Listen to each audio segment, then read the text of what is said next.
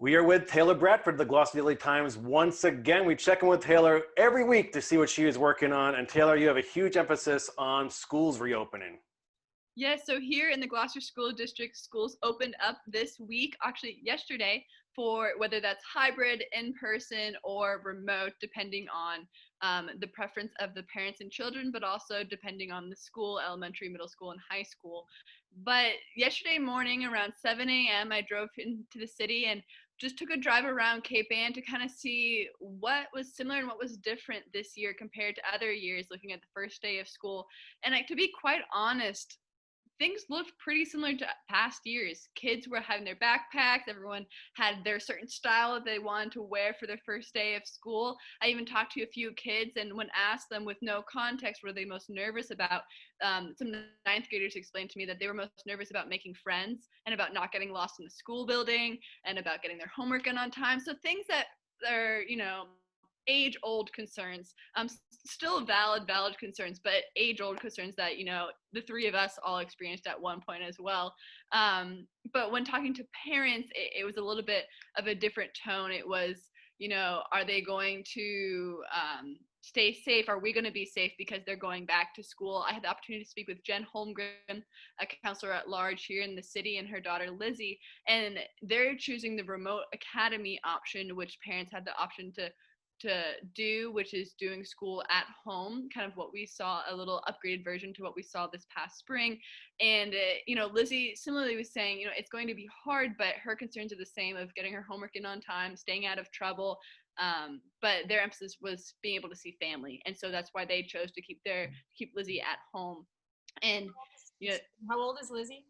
I believe she's 10. So Lizzie, if you're out there and I got your age wrong, I believe it's 10 years old. She's going into 5th grade.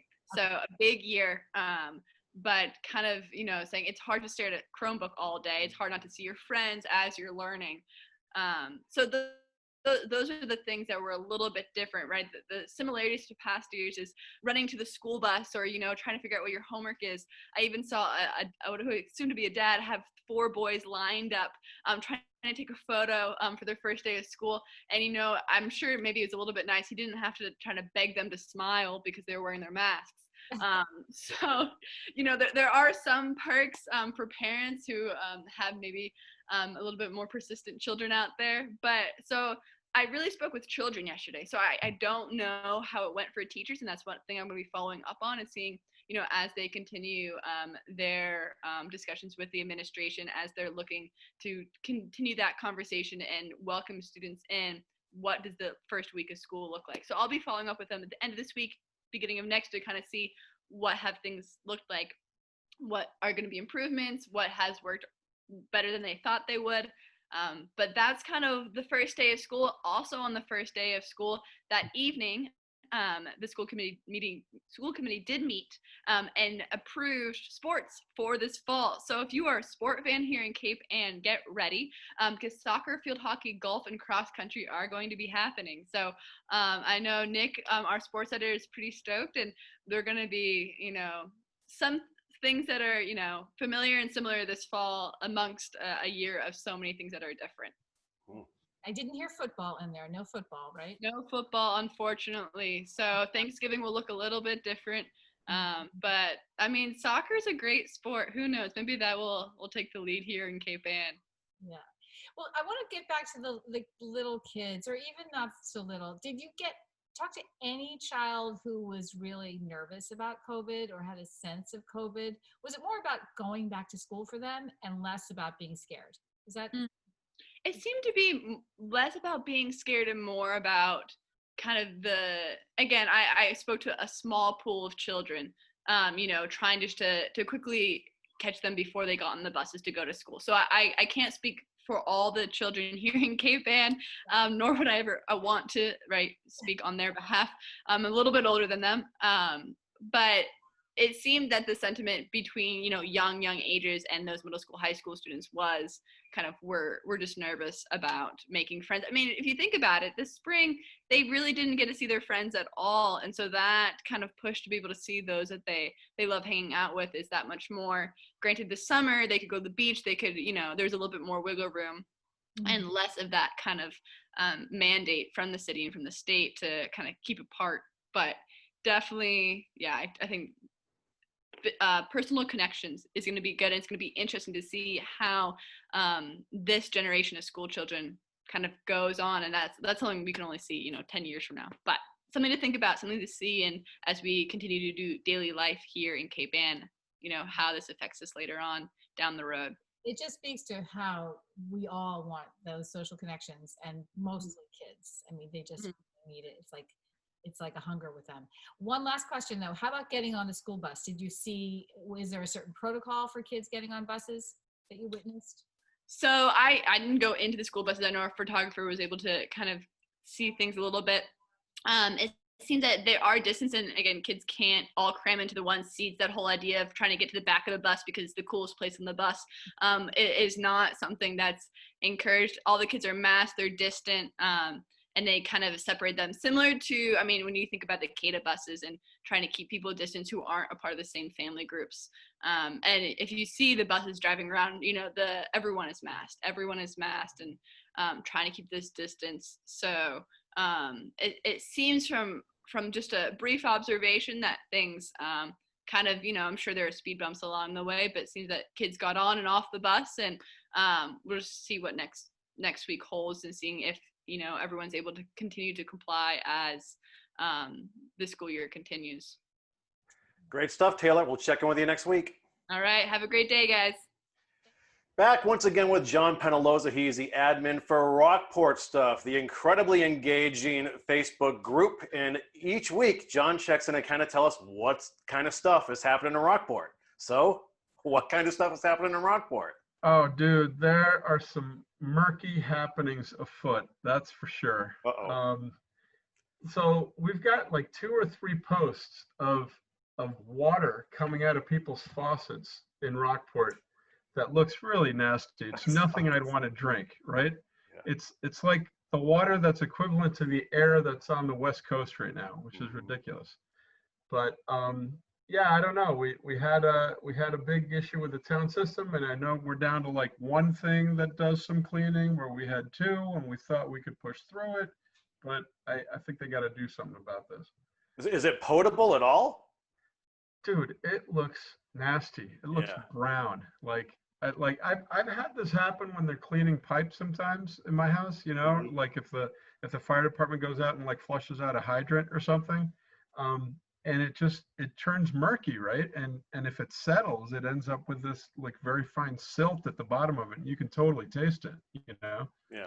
But I don't know that there's any like hydrant cleaning going on right now. So it's something else that's going, that's going down. Water shouldn't come with its own cloud. No, absolutely not. It's a whole cloud over it, right? Crazy. So there's other clouds too. They're more social clouds, right? The whole war between the nonlinear arguments of Black Lives Matter or I support police no matter what, right? It's like pretending that these things are direct confrontations with each other are ridiculous. Like if you could either argue Black Lives Matter or Black Lives don't matter. And then I would agree with you that they're in direct confrontation. But I think some people are trying to manipulate it so that one seems to be the opposite of the other. And that says a lot more about the people who are pushing that argument, Yeah. And so that is still festering within the group, right? And the discourse there.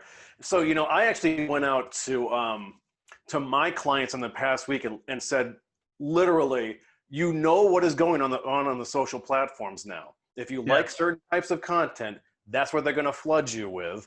And if you don't like certain content, that's what they're going to agitate you with. And it's literally how they perform right now. Yeah, exactly. So me being the happy lefty, people are constantly testing the limits of like what's allowed or whatever, or testing the limits of what I'm going to ban or what I'm going to moderate. So I'm trying to be really even-handed in some of the stuff I put up, and also with this new policy against like just random political memes that are the type of stuff that is like flame wars all over Facebook, right? That people hate to see, or I don't know, is provocative, and a lot of people dislike it, especially in like, you know, local groups. But it's really tricky because I ultimately also want to really support free speech, you know. Mm-hmm. And on a final note, hot off the presses, due to popular demand, some of the people that were requesting, you know, a day in court for the citizen petition warrant articles in Rockport. My favorite one, my pet issue there being the term limits on Rockport Selectmen. So we just put up a poll, and you know, I wanted to take the temperature of the group, and it's early days yet because it's only an hour old, but so far there's 10 votes in favor of establishing term limits and 0 votes opposing them. So that's one of the most one-sided polls I've ever published in Rockport Stuff. We'll see how that trend continues. All right, well, cool. Keep us posted on that. We'll do a follow-up next week if you have time. Awesome. And you have a great weekend, John. Thanks for the info as always. And wear your helmet whenever you go inside Rockport Stuff. Absolutely. Stop breathing outside and don't drink the water. All right, take care. All right, later. We are back once again with Erika Brown. She is the publisher and editor of the Manchester Cricket, and each week she fills us in on everything going on in Manchester by the Sea and Essex. This week we are focusing just on MBTS. Erika, what you got for us? I've got the Elder Brethren, the Manchester Elder Brethren, which you think it's a church thing. It's not.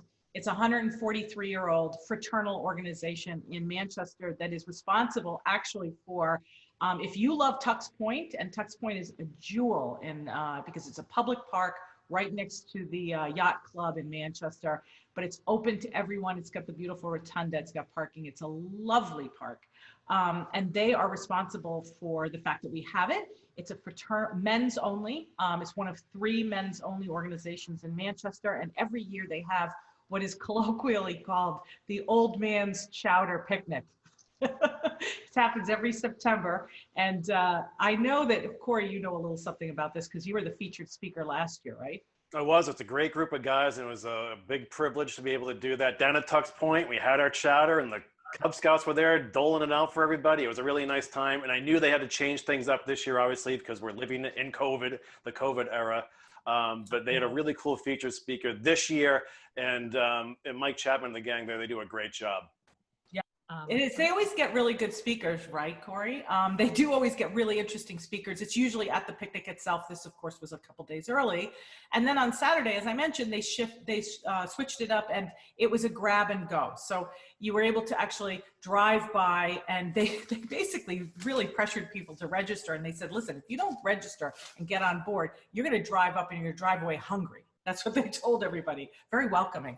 But anyway, so they had a grab and go for the chowder. And then they also, though, did something that really they do every year at the picnic, which is lovely. One is they give away the Slade Eaton Award, which is a big trophy. It's rather large. It's probably about this big. Paul Clark won it last year, our assistant editor, hometown favorite.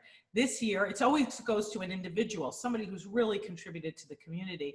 This year, though, it was different, and in the spirit of COVID, they gave it to the people of the citizens of Manchester, which was really kind of a lovely gesture. And Eli Bowling, the chairman of the Board of Selectmen, came and picked up the trophy.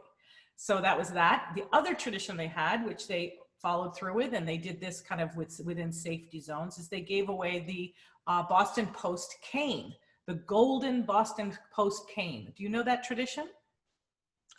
I know that tradition. All right, well, it's a tradition that's been going around since the 1920s, and it actually was started by a Boston publisher of a newspaper in Boston that no longer exists anymore. And he had 300 or so golden canes, the cane with golden engraved, beautiful knob at the top. And he gave it to 300 municipalities in Manchester, in Massachusetts, and they're to give it to the oldest living resident. At the time, it was male residents, and some towns give it to the female resident if the female is the oldest, and they do that actually in Essex. In Manchester, though, they've kept with the tradition. It goes to the male resident, and the elder brethren give it out. And this year, the cane, although it's not to the oldest resident, it is to the oldest male resident. And it went to Gordon McDougall, who won it last year as well. So we have a great picture of him winning it. How's the back to school transition going, Erika? Back to school happened kind of quietly. You know, it's funny, all these newspapers have these wonderful pictures of back to school with kids tumbling out of, buses and school buses because of normalcy, right? Because they're doing some sort of hybrid. Manchester and Essex, they are not doing a hybrid, it's remote only, but we do have a lot of lovely pictures of the orientation days that they had early in the week. They had 3 days in a row of orientation for elementary, middle, and then high school. And it was really lovely. It all took place outside. The kids were able to meet each other. The kids were able to meet their teachers in person. If you were in middle or elementary school, the parents were able to come as well. And if you were in high school, no parents allowed. And they were able to sort of orient. But back to school so far, yesterday was the second day. And it went really, really well. It's been going really smoothly. Pam Bodwin, the superintendent of schools, reported that there were a couple of wrinkles, small though, and they got through them no problem. So I think it's off to a good start. And lastly, you have a gorgeous front page this week. Yeah, we have a beautiful picture and front page about a story from Jim Benke, who is always, we can always count on him for a great science story right here in our backyard in Cape Ann. This year, he took on starling murmurations, is what they're called. I mean, I don't know if you're familiar with starlings. There's thousands of birds at this time that get together in these these massive swarms of what they call murmurations. It's a migratory thing that happens every September, October. And there's an interesting backstory to these birds because they're gorgeous and they're beautiful, but they're considered by ornithologists to be somewhat of a pest. They're not considered to be authentic North American birds. It is a gorgeous occurrence, though, to see that. And it's interesting how they were introduced to the country, Erika. You were telling us before we went on. Yeah, there's now 200 million of these birds in the United States. Well, it all started in 1890 with just 60 birds that were released in North America by a misguided, as Jim Benke said, a misguided literati. A man in New York City who decided that he thought North America should have every bird that was mentioned in a Shakespearean play actually in the United States and in North America. So in 1890, he released 60 starlings in Central Park. And now here we are today, 200 million. Okay, so what I want to know is, where are the nightingales? I mean, I know there are many nightingales and many Shakespearean stories. So why do we not have swarms of nightingales? Well, probably they don't swarm. That's not their behavior. Starlings is a pain in the rear end bird, but and perhaps nightingales are a little more, genteel and thoughtful. But I don't know. I don't know the answer to that. We should maybe have that as a follow-up. Yeah, we'll get Benke on that right now. Why are the starlings not eating the purple loosestrife or the gypsy moths? That's another question I have for Jim Benke. We should have him on sometime. He's fantastic. Yeah. Let's do he's that. Also been, he's been doing a lot with Chris Straub too. They both did a bee thing a couple of weeks ago. I don't know if you know, he did one side of the bee and then she did beekeeping. They're doing more and more together lately. So very cool. Great stuff as always, Erika. Keep us posted. Thanks guys. It was really good to see you as always. Thank you.